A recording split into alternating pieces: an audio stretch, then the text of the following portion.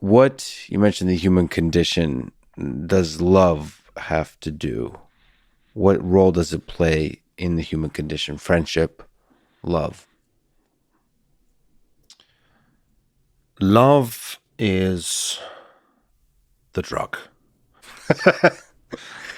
Love kind? is, this was a great Roxy Music line that Brian Ferry wrote. And love is the most powerful and dangerous of all the drugs. The driving force that overrides our reason. And of course, it is the primal urge. So what a civilized society has to do is to prevent that drug, that primal force, from creating mayhem. So there have to be rules, like monogamy and rituals like marriage that rein love in and make the addict at least more or less under control.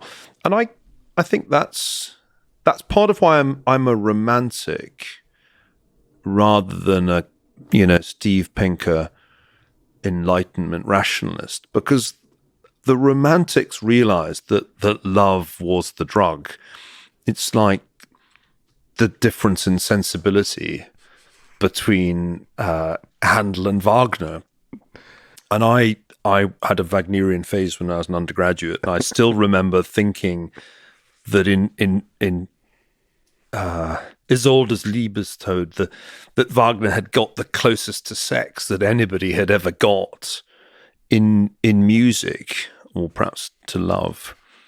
I'm lucky that I love my wife, and that we were, by the time we met, smart enough to understand that love is a drug that you have to kind of take in certain careful ways, and that it works best in the context of a stable family. That's the key thing, that one has to sort of take the drug and then submit to the conventions of marriage and family life. I think in that respect, I'm a kind of tamed romantic. Tamed romantic. That's how I'd like to think of myself. And the degree to which your romanticism is tamed can be then channeled into productive work. That's why you're a historian and a writer, is the rest of that love is channeled through the writing. So if you're going to be addicted to anything, be addicted to work. I mean, we're all addictive, but the thing about workaholism is that it is the most productive addiction. And and rather that than drugs or booze. So I'm always trying to channel my anxieties into work. I learnt that at a relatively early age. It's a sort of massively productive way of coping with the inner demons.